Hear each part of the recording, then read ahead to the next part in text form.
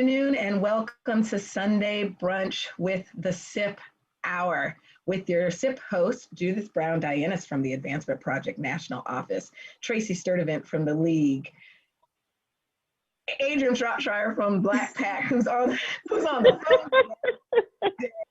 phone, and our girl Fatima Goss-Graves is off today, but our fave SIP host, Sonya Lockett, is here today because y'all, we are celebrating a year with the SIP.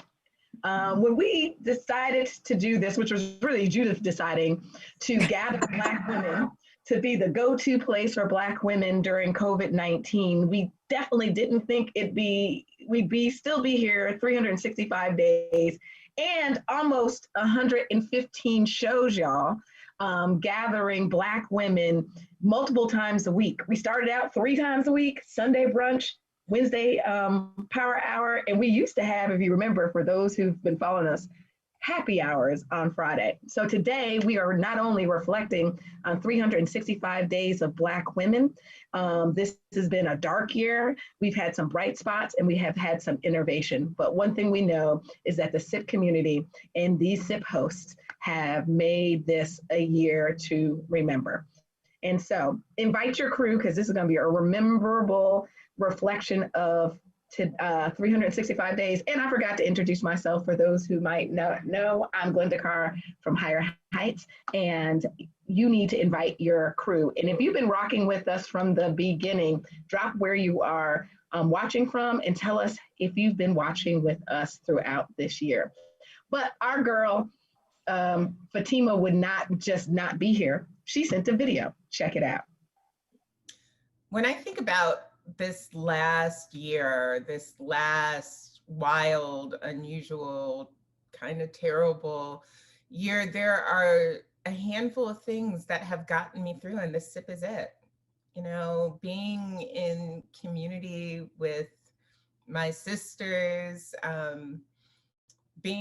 being live with all of you on the SIP and talking culture and laughing, deep belly laughs, but also the text threads in the night, the support and the love and the joy, but also being in community in times of real pain. I don't know what I would have done without my SIP sisters, without the SIP community cheering us on.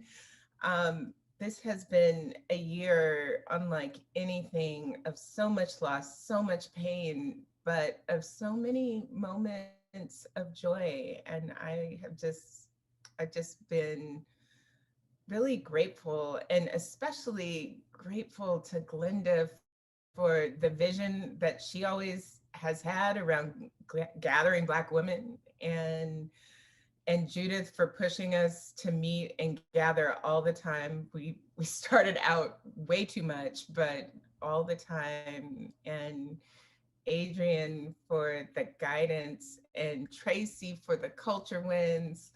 Y'all, this has been special and beautiful, and I'm grateful.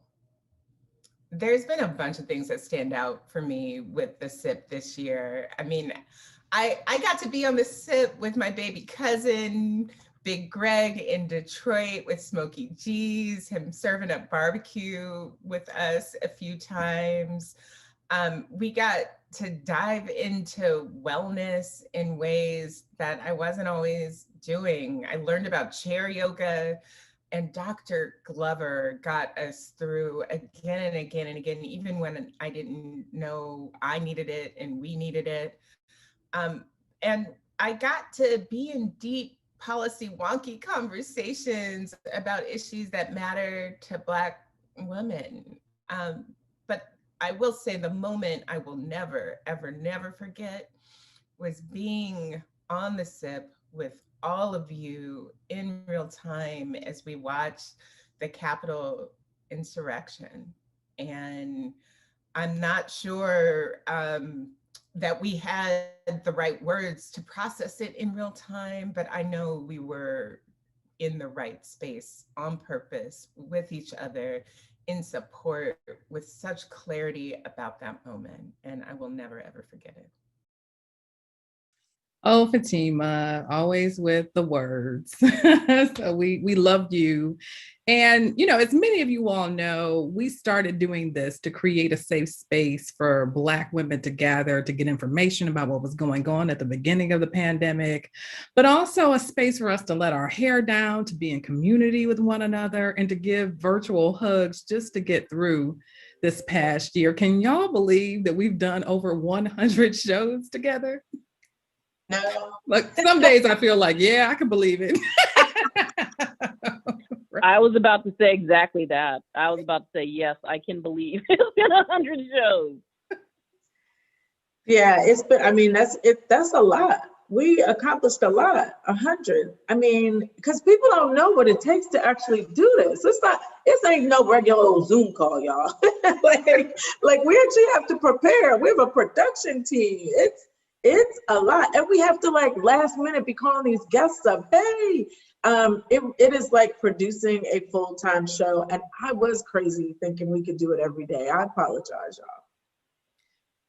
I mean, in theory, at the beginning of the pandemic, like we had no idea that it was going to last this long. So when we started the SIP, never could we have imagined that we'd be a year later with, to your point, Judith, like a produced show. And we'll talk a little bit later about how the magic behind the scenes of the SIP. But Glenda, like, what are some of your reflections of this past year of 100+ shows? Yeah, so y'all know I've hit the pandemic wall. So like, even though this is our birthday, I text Tracy this meme where I'm like, you know, those pictures where like the cat's frazzled. I'm like, I ain't gonna make it today, but I'm so excited. Like when the team in our email this morning said over 100 shows, I'm like, fact check that. And they're like, actually it's 117. I just never thought. And to hear our friends talk about what it meant to them and in everyday folk that we don't know. I didn't know we were creating magic. And I'm gonna toss it to Adrian because at the end of the day,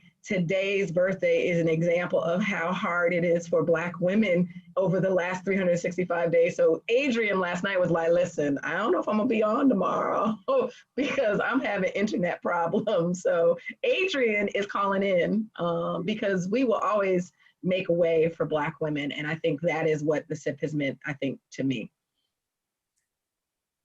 Yeah, it's been Glenda, you always talk about the struggle bus. This was like a double-decker struggle bus for me. For anyone who lives in Southern Westchester in New York, you know that there was a major issue with one of the Verizon plants, and we have not had TV, cell service, internet since Friday night.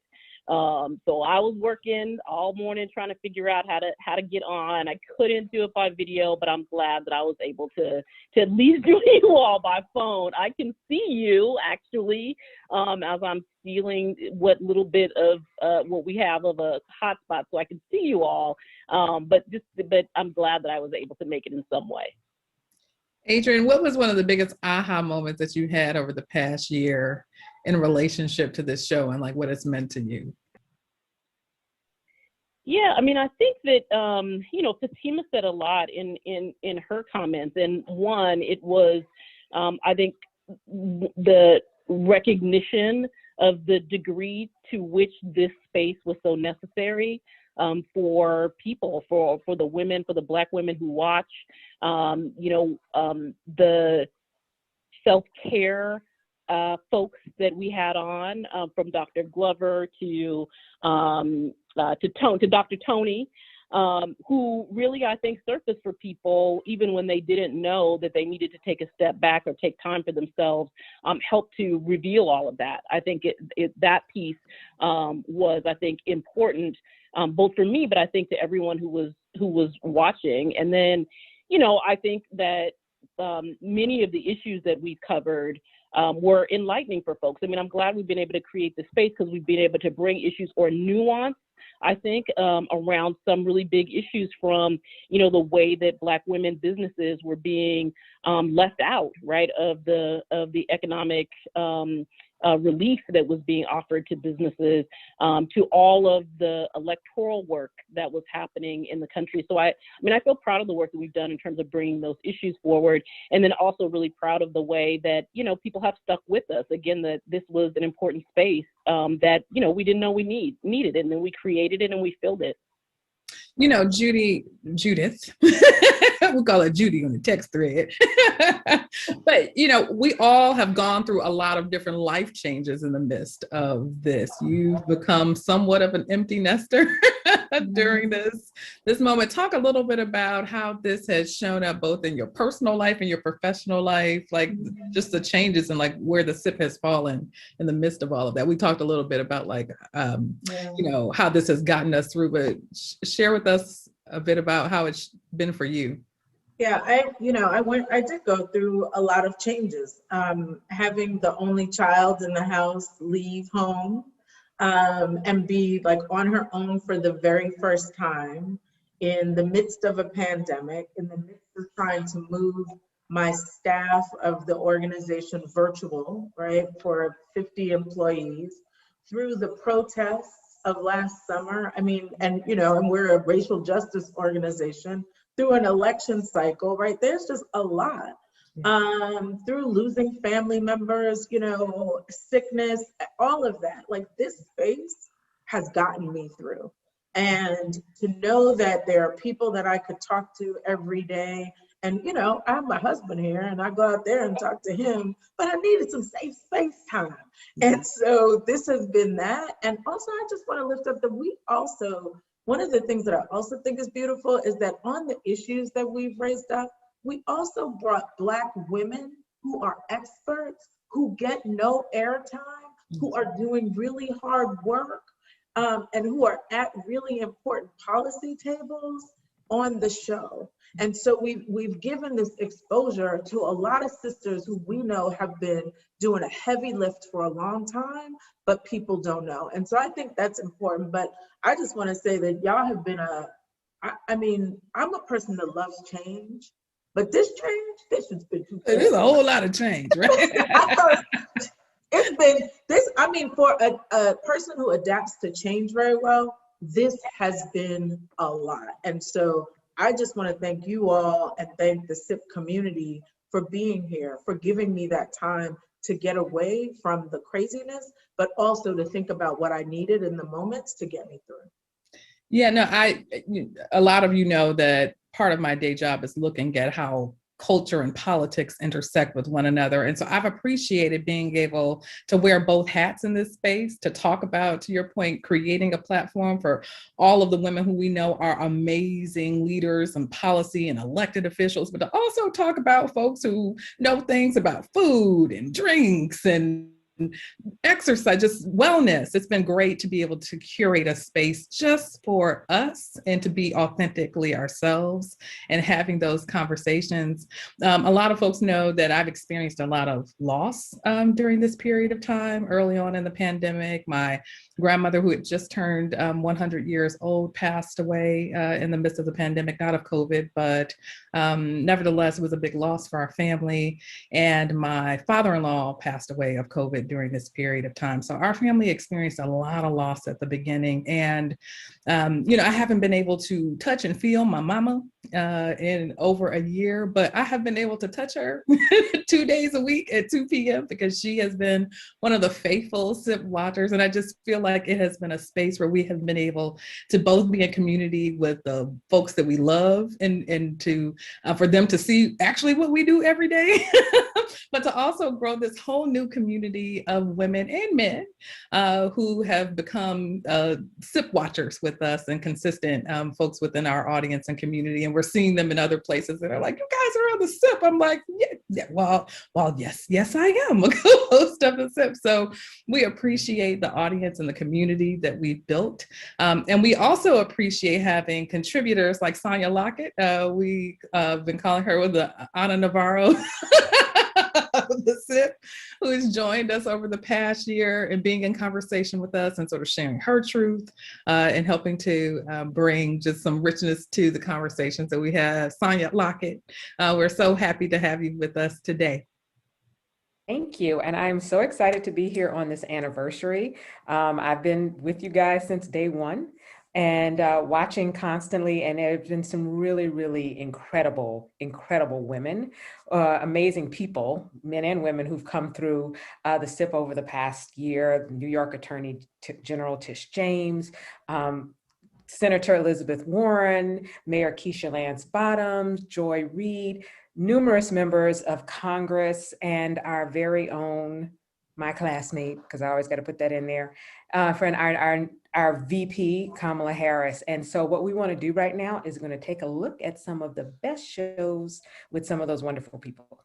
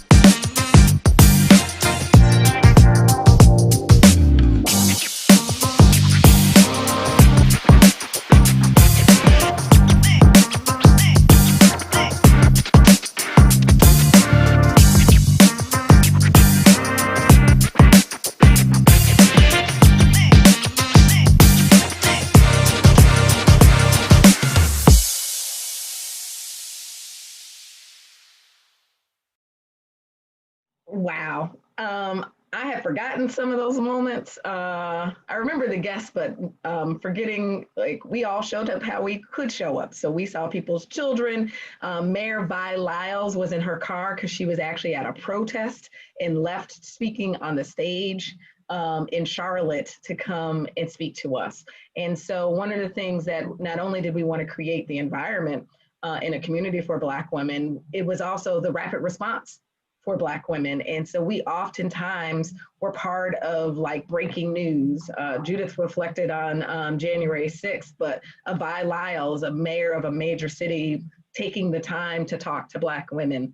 A Elizabeth Warren, who had just come in from protesting, coming to have a conversation about allyship and being a co-conspirator in the moment. And we had Vice President Kamala Harris twice, y'all, twice. And I remember when we called her, actually she called me. So I'm like, so the Vice President, then Senator Kamala Harris had called me on my cell phone to check in on me. And one of the things, we talked to her about the show and she thought it was amazing and she wanted to come on.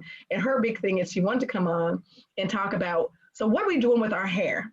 Which was one of our episodes, because she was like, so y'all do an episode on hair. And she actually, as you know, came on, had a substantive conversation about policy in the moment and the 2020 election cycle, but she shared what she was cooking. And if y'all remember, she was cooking ham hocks, y'all, and red beans. And so I think it allowed us to connect with people we see all the time in a way that they can't show up on mainstream media. And we've had our regulars, and one of the regulars in our first guest, so just, you know, the actual first show that we called The SIP was April 1st. We did a census party, but we did 2 shows before that. In the show on March 28th, which would be, what, tomorrow's March 28th, or today's the 28th? I don't know, Today. today was actually Kamala Harris and Karen Bass.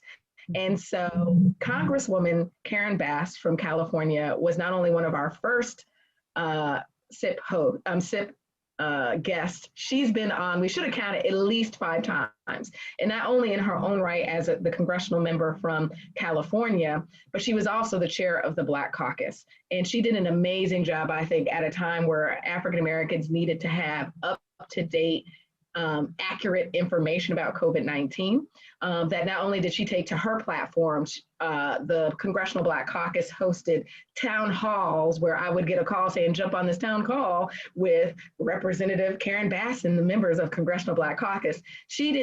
She knew that the SIP was a platform that we will always make available to her and her colleagues. But it was great. And she's moved multiple locations. If y'all remember the first SIP, she was sitting on her couch. She had this beautiful piece of African artwork. And we've seen all of us more better lighting, better, she always got something in the background. And I think it was important early on that people got to see our leaders in their home environment and vulnerably talking about their families and their own situation and how they were dealing. And so Representative Bass, we thank you so much for being such a great friend and supporter of the SIP. And thank you for joining us for our anniversary. Well, absolutely. I wouldn't have missed the anniversary. And I have to tell you, I took a red eye in from DC, from LA to DC, just so I could join you. I didn't want to miss it. Oh, She's like our SNL host who's been on multiple times. Thank you so much. And so to start with your reflection of the times you've been on and why you thought it important to create a space uniquely designed for and by Black women. And of course, we're not going to not use our time to talk about all things that are happening in the Capitol and across the country, but just why is it important for Black women in particular to have a space for us to hear from leaders like you? Well, actually, I think it's important for us to have a space because that's how we have survived. And we have been through a hell of a year. You all know Angela Rye, right? So I was just texting Angela right before the show. She's in Ghana. Mm-hmm. And I told her, I said, and I haven't been to Africa for a year. And you know that Africa is a big focus of mine. And I need my Black oxygen. And I haven't had it for a year. So I told her, she was going to the dungeons for where we started before we were enslaved. Mm-hmm. And I said, I hope you got the full experience from those dungeons, because with all of the horror, you walk away realizing we are some of the strongest people that have ever existed to have survived all we have survived. And one of the ways we have survived and thrived is with each other. And so the community that you have built on all of the issues and trauma we've had to deal with personally, politically, socially, it's because of our survival. That to me is the importance. That's why I rush to be here and just so appreciate and respect the community that you've built. And I'm going to throw in just something that you said to me, Karen. So this point of just personal privilege is Karen Bass has been one of the earliest supporter of Higher Heights. When we were doing our first couple of salons, Sister Salon Conversation, she hosted one for us in LA with Holly Mitchell. But one of the things that you said when you talk about red eye, Karen Bass utilizes every single moment of her time for good and for personal development. So I went to, I was like, how are you working on a degree and you running this, running that? And she talks about her using her time on the plane. Could you share a little bit about how you send yourself, like how your self-development and self-worth? I mean, not the fact that you've got self-worth, that you lean on your self-care, and a little bit about just how you juggle as a Black woman, ahead of, your house, your family, a community member, and being one of the most, and I won't curse, but bad mama jamma. Well, when I got to Congress, one of the issues I've worked on for decades is the child welfare system, foster care, because those are our kids, those are our babies that have been taken away. And it's the feeder system to the criminal justice system. So when I got to Congress, I convened all of the people that work on foster care, and none of them look like you or me or our kids. And so I realized I needed to have the depth of knowledge of the system. So I went back and got a master's in social work. And I did it online, which now, of course, everybody, I mean, that's the way college has been over the last year, school and period. And so I did it in my first few years of being in Congress. But because I was on the plane about 10 hours a week, flying back and forth from LA, and then flying back and forth to Africa, 10, 12 hours, that's where I wrote all my term papers, flying back and forth to Africa. But I needed to know and understand the system, because when you make policy, if you make it in a vacuum, you make mistakes. So we started organizing the former foster youth, and then I went back and deepened my education. So we do what we have to do because we have to fight for our folks. I needed the knowledge. And I was like, what am I working on the plane, Tracy? Be like shopping, bad shoes. I don't. And so we couldn't not have you on and just do a quick wrap of what do Black women need to know that happened this week, because it was fast paced and ever moving. Oh, it certainly was. Well, actually, thinking about moving forward, you know, tomorrow is a very, very significant day. The trial of Derek Chauvin starts tomorrow. And I am very concerned that if this don't turn out right, if the world watched him be tortured and executed. And if that man does not walk away, not just with a guilty verdict, but with a long sentence, I worry about our cities. And if I worry about our cities, then what the heck is going to happen next year when we have an election?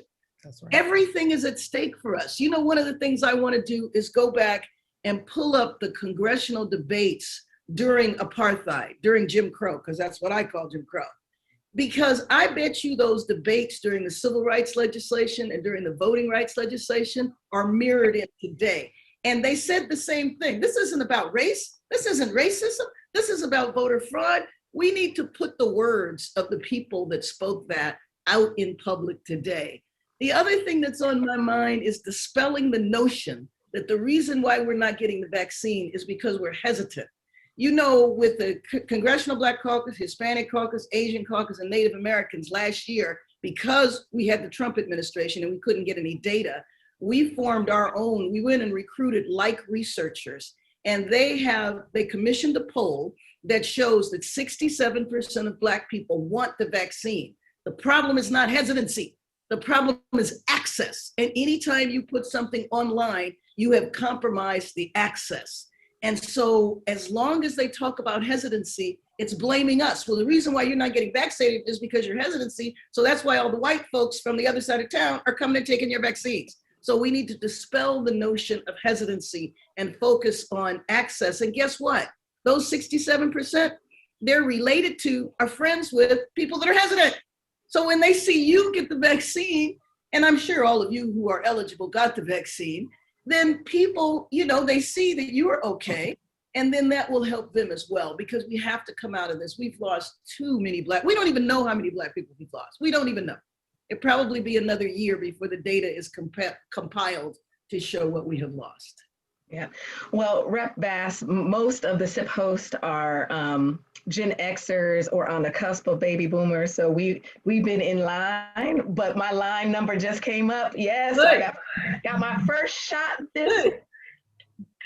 And we definitely have been urging people on all the ways that they can access it once their time in line is up. And as you are aware, the Biden and Harris administration is trying to expedite that with everything they could do. States to open up eligibility broader. And so I'm gonna just, anything else before we let Rep Bass go take a nap?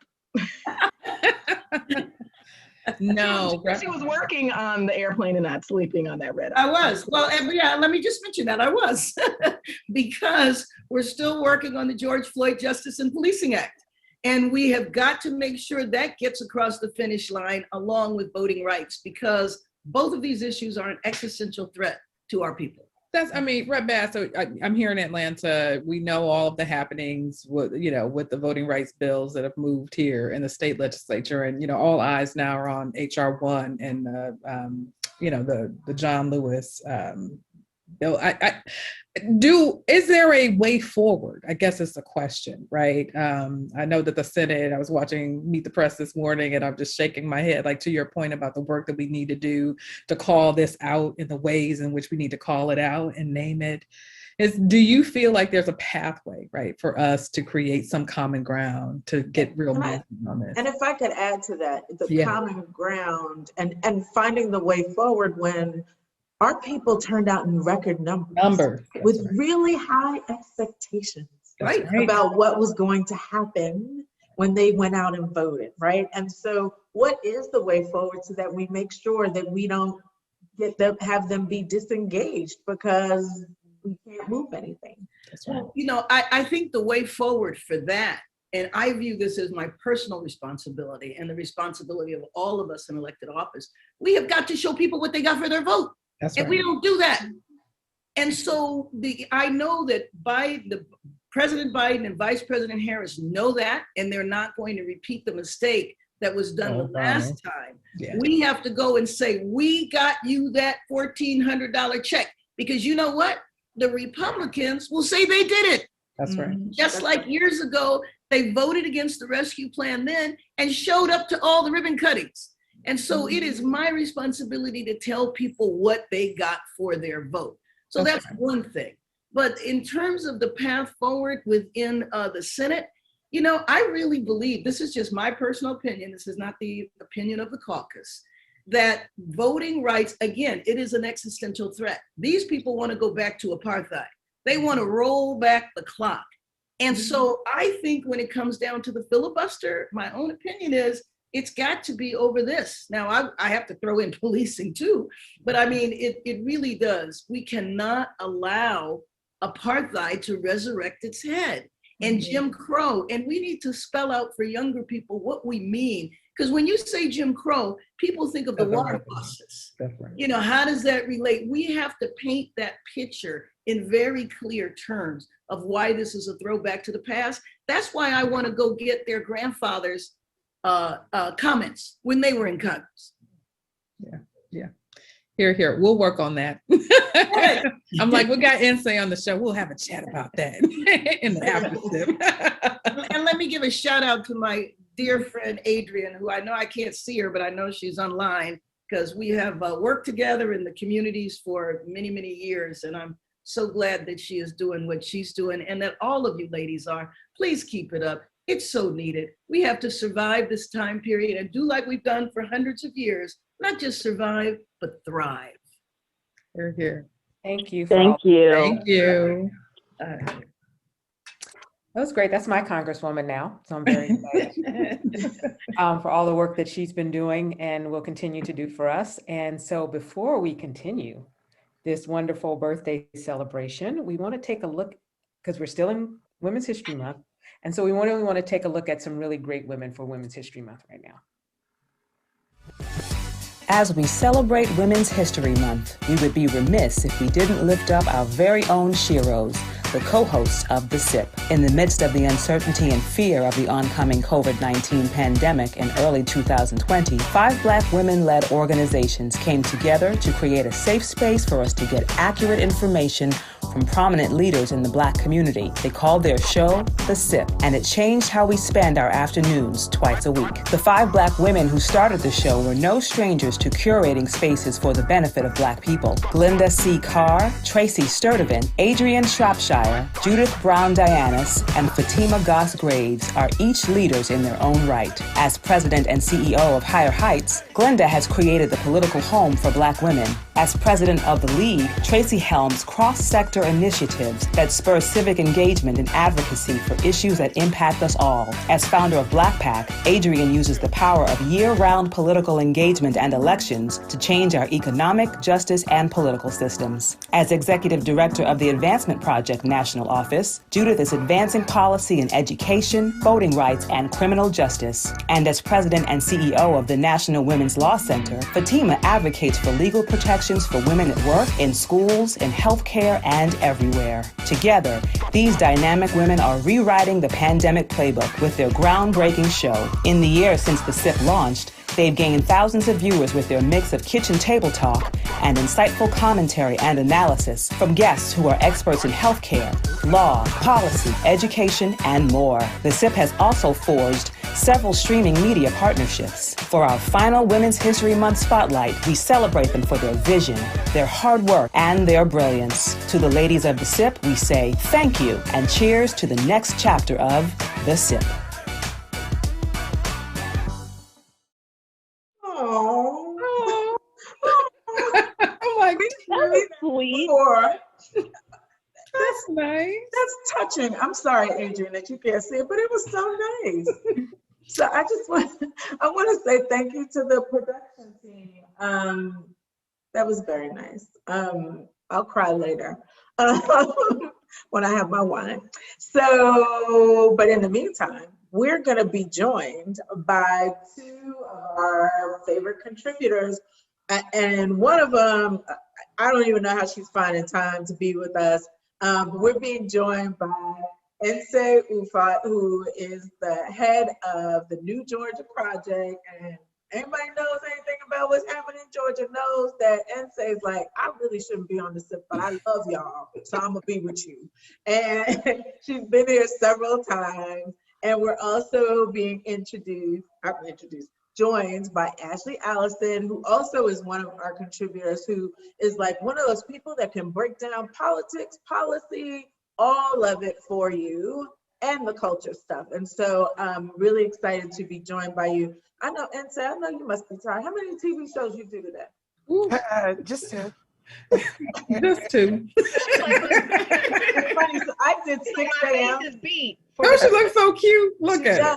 I did 6 a.m. with MSNBC and I saw your name in the list of people that was going to be on the same show after me. So I know you was up early because I was up at 5 trying to get. Listen, you know I don't do mornings like that. I know.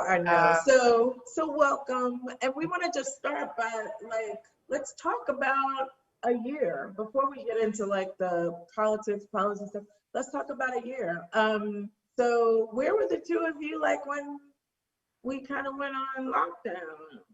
And say, what were you doing in the world? Were you having fun? Registering voters. I mean, basically, I wrote a piece for a magazine talking about, what 2020 taught me. And it made me reflect on 2019 and the first quarter of 2020. In 2019, I slept in hotel rooms 200 nights out of the year.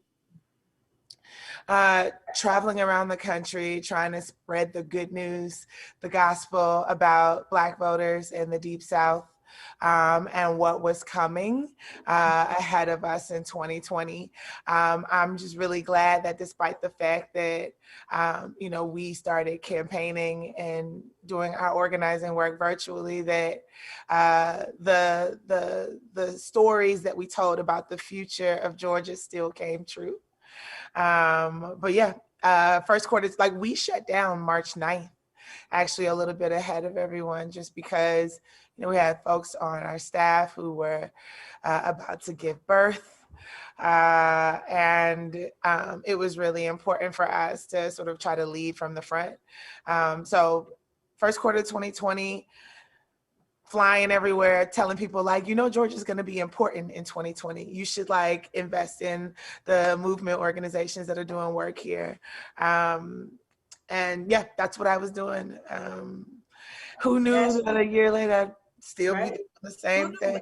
And you were right. So that's one good thing. You predicted the future for them, because you didn't just predict it, but you made it happen. So So Ashley, what about you? A year ago, what was up with you? You were in a different job, all of that. Man, it feels like a lifetime ago. First of all, congratulations, ladies. That video was so beautiful, and you deserve all your flowers now.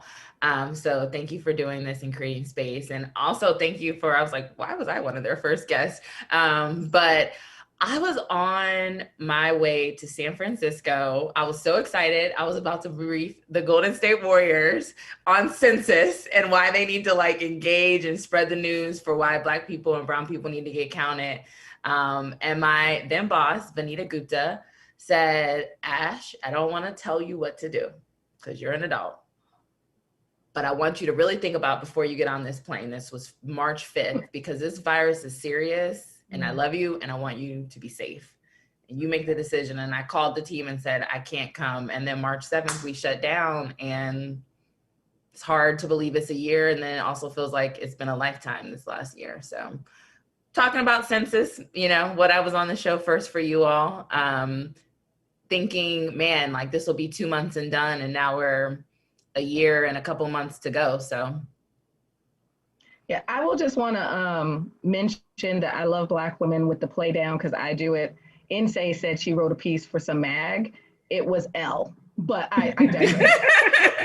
Move that over. Right.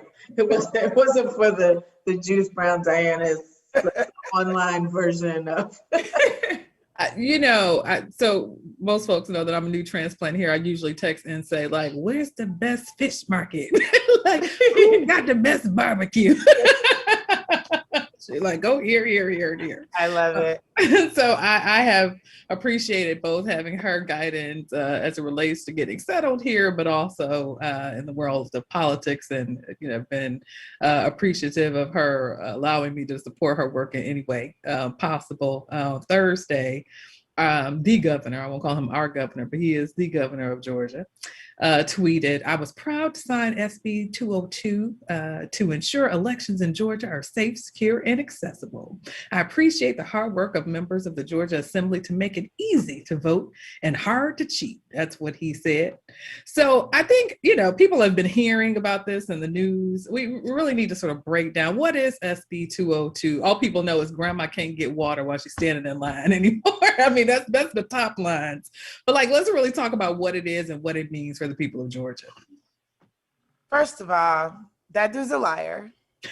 And I'm definitely at the place now where I have abandoned all of the euphemisms for lying. Like, he's being less than truthful. It's not the full story. You need additional context. He lied, right? This is where I am now. So Senate Bill 202 was passed this week in Georgia. It started out as a 2-page bill. They snuck in an additional 90-some pages and passed it with less than 2 hours of debate, and he signed it a few minutes later. Essentially, they have stripped... They fired Brad Raffensperger. Brad Raffensperger is the Secretary of State of Georgia, and essentially they've removed him as the head of the State Elections Board. So that's the body that sort of executes Georgia's elections laws, and the Secretary of State historically has been the chair of that body. They've stripped him of his chairmanship of the State Elections Board. They have basically given themselves the power, themselves being the Georgia legislature, the power to determine the outcome of elections, to overturn the will of the people. They have stopped the use of drop boxes essentially, that you can't, drop boxes now can only be inside county boards of election. There's one per county, and you can't use it, you can't access it after 5 p.m. So they virtually eliminated the use of drop boxes, because as people know from most commercial uses, drop boxes are designed to give customers access to the business outside of, traditional opening hours. So there's the NGP provision, right, which is criminalizing people who give water and cell phone chargers and lawn chairs to Georgians who are waiting in crazy long lines to vote. It's just a mess. There's nothing redeemable. There's nothing good in this bill. And then he had the audacity to sign it in front of a photo or a painting of the Callaway plantation, in case there was any doubt what the 7 seditionist dwarfs, the 7 anti-democracy dwarfs were doing, or what their intentions were when they signed that bill. Just a mess. It's a mess. I mean, it's like you don't want to hand out water and cell phone chargers because people are waiting in long lines because y'all not administering the elections. But I digress. I'll go on. I could go on. We're going to court. We filed a lawsuit 5 minutes after the bill became a law. And we are pushing for the passage of Senate 1, S1, and HR 4. It's a both and strategy for us in this moment, because while HR 1, now Senate 1, addresses the bulk of what is contained in this bill, it doesn't stop this power grab that Trump Republicans are doing to punish the Secretary of State. And I think that as we look towards the future, Georgia has a part-time legislative session, so they don't go back to work until January of 2022. That I think that they plan to also strip Georgia's governor of its responsibilities, because this is an attempt to punish them for not going along with the criminal conspiracy to steal our elections. So I think that they see on the horizon either A, Democratic governor, or B, they want to punish Brian Kemp, but they are absolutely trying to remove some of the roles and responsibilities of who they call rhinos, Republicans in name only. So we got work. So what they don't know is, as we continue to fight to roll back this legislatively, you can't stop Black folk and you can't stop Black women. We will just prepare and organize before they get on the line. So Insay, thank you, for your continued leadership on that. And so Ashley has been with us as an advocate, and then she was our person on the campaign, giving us rapid response. And we'd love to just hear your reflection from advocate to literally being one of the Black women leaders of the Biden-Harris campaign, your thoughts about the 100 days. We're more than halfway through the 100 days, and what we need to, as Black women, to look forward in the remainder of these days, and what we need to do to organize to ensure it continues to center Black women's issues. Yeah, absolutely. So, the Biden-Harris administration made very clear they were going to prioritize COVID and make sure we got the virus under control, and they've been doing that. They will double their goal in the first 100 days with shots in arms.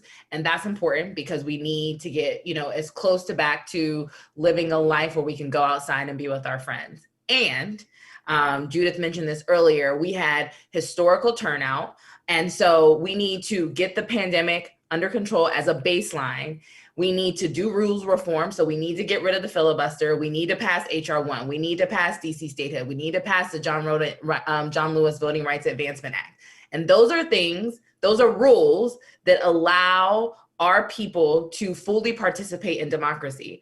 But they also need to do that and pass the Justice, Policing, and Safety Act for George Floyd to reform criminal justice reform. They need to make sure they do climate control because we know Black and brown communities are disproportionately impacted. They need to do immigration reform. They need to do issue-based things that will they need to pass the minimum wage. People living in poverty in this country. So the Recovery Act is really great. They are making great strides. They are learning from the lessons of the past and for the Democrats have done and not really been aggressive.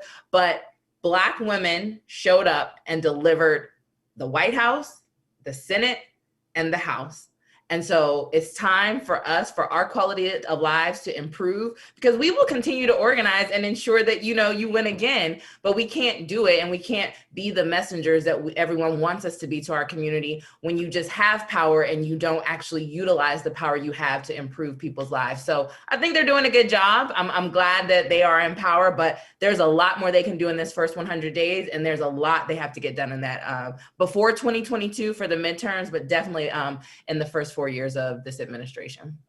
So of course, this could have been 2-hour brunch, y'all. We should have probably done a 2 hour. We could have had a DJ, but we were downplaying the 100 days because we have some plans moving forward. So thank you, Insay, Ufot, and Ashley, Allison. I'm just doing this. I don't know what the production notes are right now. It was supposed to be me, but that's okay.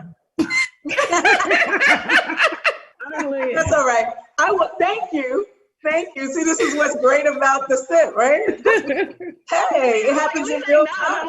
I don't know if it's supposed to be me, but yeah, I wasn't gonna say anything until you said, I don't know what else, but anyway. I don't know if they're yelling at us that it's overtime.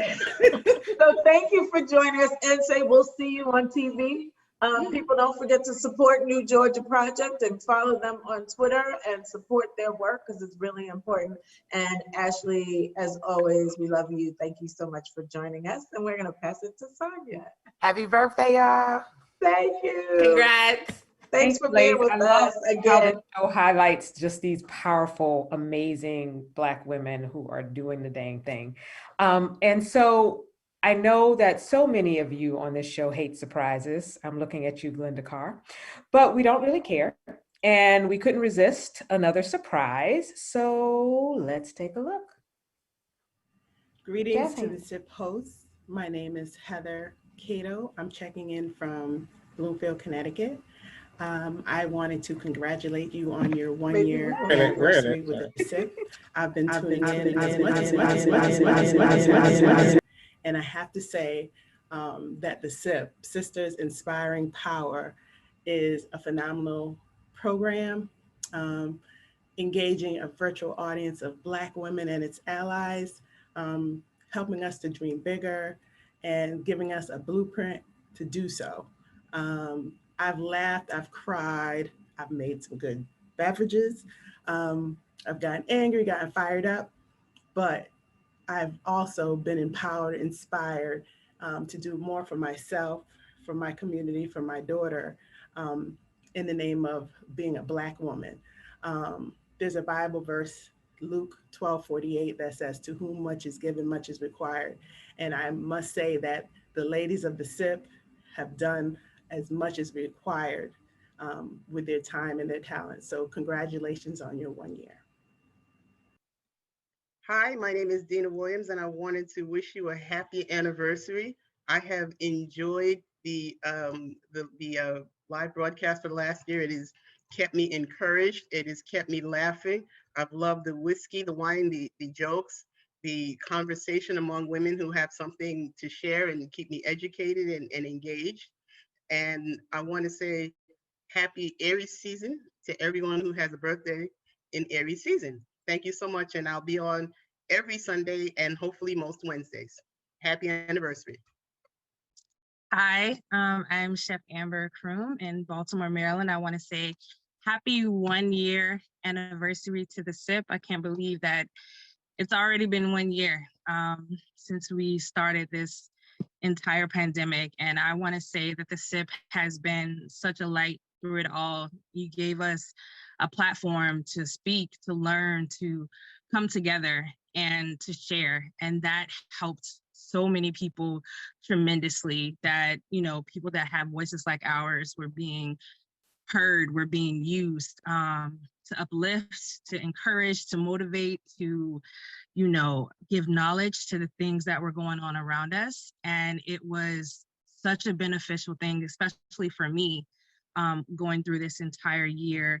When you look back at it, so much has changed. And of all of it, I'm just so grateful that we made it through this year. Everybody that did, and so many people didn't.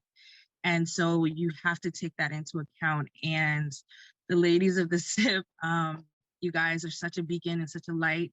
And I'm so happy and so blessed to be a part of what you guys created. Happy anniversary and many, many more. And I look forward to what this second year post, I guess, pandemic will bring for us. Happy anniversary. Well, look at there.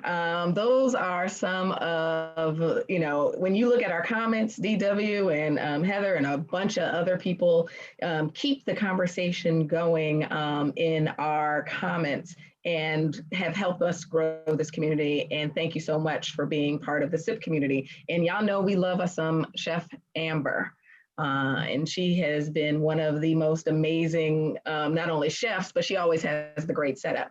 So during the course of the year, we've surely made some mistakes. Some that were obvious to all of you, but there are some things that are always happening behind the scenes that are always a good laugh. What is your most memorable oops moment, or something that made you laugh about the SIP host and our guest over the last year? Drop it into the comments.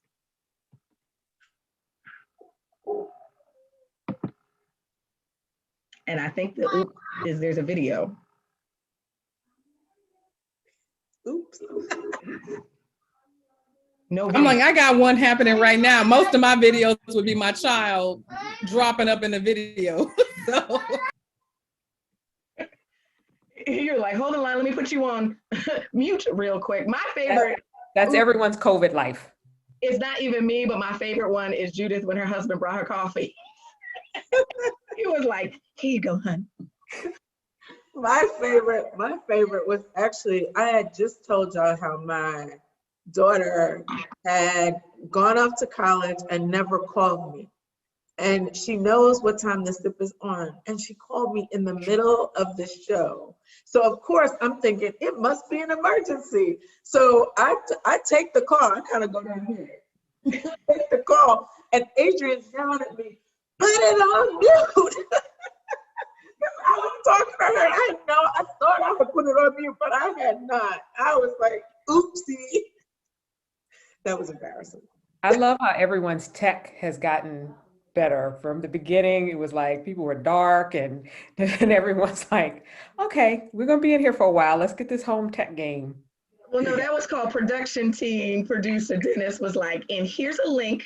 Order, let me know when it comes. And some of us still ain't using everything. Like, where's your camera? I ain't using no new camera. Yeah, they made us buy cameras and lights. Who dropped was like, I ain't buying nothing. I ain't buying it. Yeah.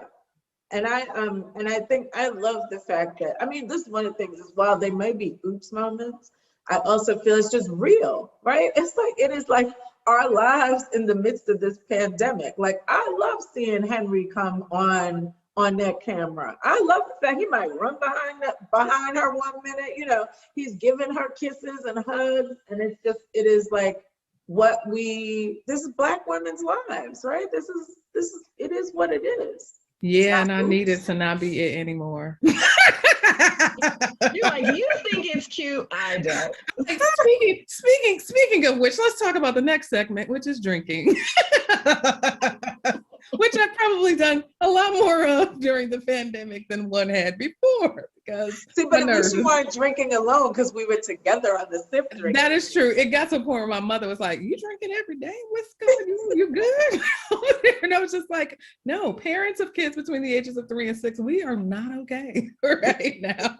And luckily I've been in relationship on a show called The Sip with people talking about sipping. So our birthday celebration would not be complete without having one of our favorite contributors on the show, Samara Davis, to help us create a signature drink to celebrate our birthday. Welcome back, Samara. Hi, happy anniversary, ladies. Congratulations. Thank you for joining us.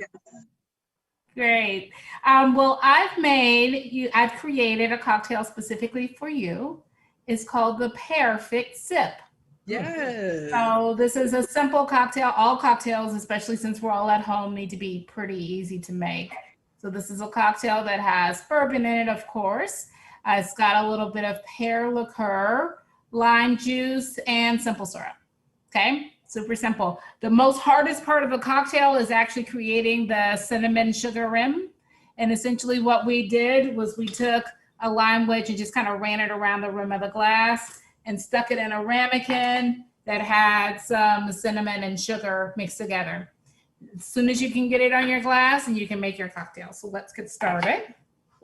So do these pears need to be like, should they be like soft, or like doesn't matter if they're like not fully ripe?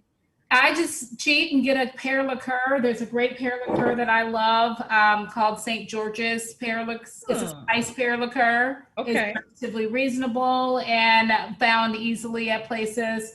And it just adds in some pear notes in it already. So you don't have to worry about that if you want to. Nice. So I'm going to do 1.5 ounces of bourbon, of course. I'm actually finishing up a bottle, so that was the end of that. All right, so we've got 1.5 ounces of bourbon. We're going to do 1 ounce of our pear liqueur.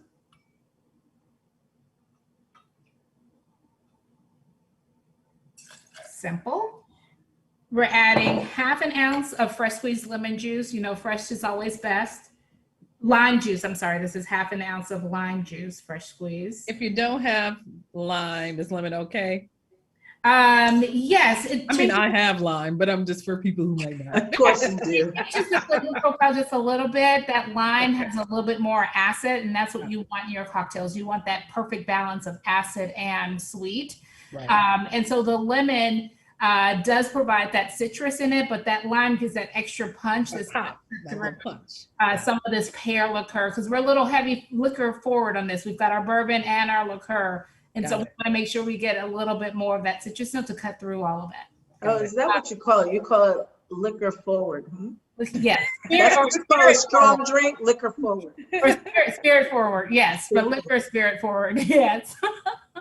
And we're going to finish up here with just a 1/4 ounce of the simple syrup. Again, our pear liqueur is already sweet. It's got all those pear notes in it. So we don't want to add any that much sugar to it, just a little bit to balance it out with all that lime. So once we've got it into our cocktail, we're going to put our tin shaker. We're going to put some ice in here.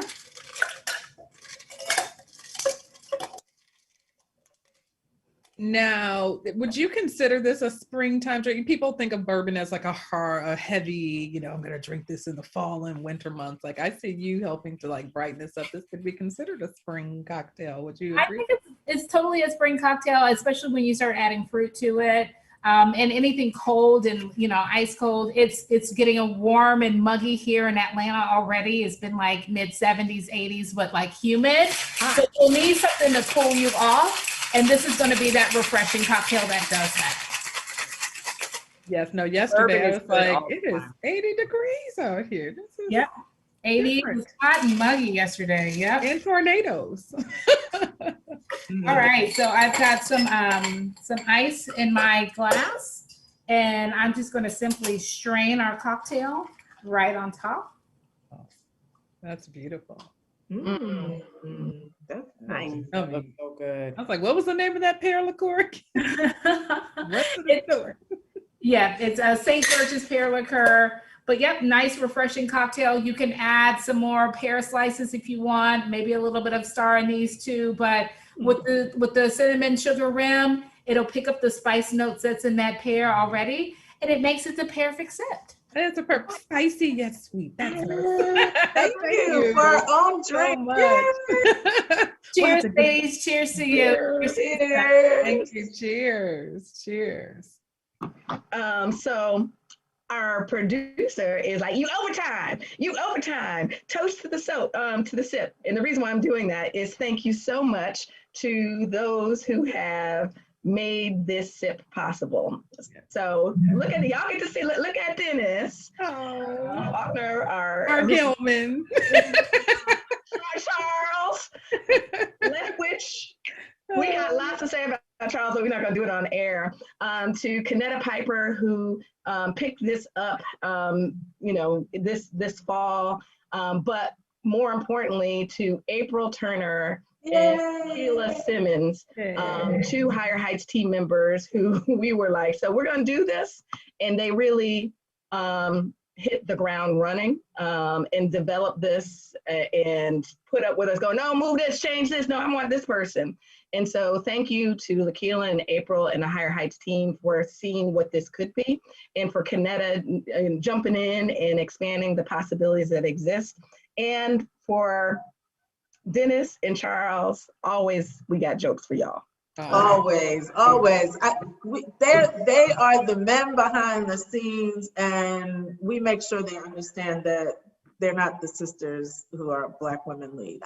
That's right. No, I mean they've adopted the language Kiki. There are lots of things, like if there were going to be any men helping to elevate the voices of women and giving us the support that we needed to do that, these 2 have definitely been it. And there have been a lot of folks who've had content over the course of this pandemic that have had starts and stops, and the reason that we've been able to do this for an entire year is really because of the support that we've gotten from these 2. So really just want to thank you. They are great. And from someone who is a frequent viewer, when I'm not being Anna Navarro, I just want to say congratulations to all of you behind the scenes, on the camera. This year has been a little much, and this has been a wonderful place to go to get information, to have some laughs, to see yourself, and to hear conversations about the issues that affect us.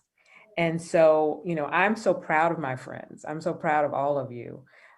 for this. This has been incredible, and the community that you have created, and people, friends know, like, oh, I see this, I watch SIP all the time. They, they're talking about, and oh, they should have so and so on. It has really been fantastic, and it's been great to watch from the idea to where you are now. So I thank you for letting me come and play often, and I appreciate that. I appreciate all of you, and I just want to say bravo. Thank you. Thank you, team. Thanks, Dennis Strauss. April Lakila. Thank you so much. And ladies, 5 minutes over time. And so Dennis has patience because we just ignore. I mean, we running the show. And we're doing after SIP, and he's like, okay, I'm cutting y'all off. And so we are reimagining the next phase of the SIP.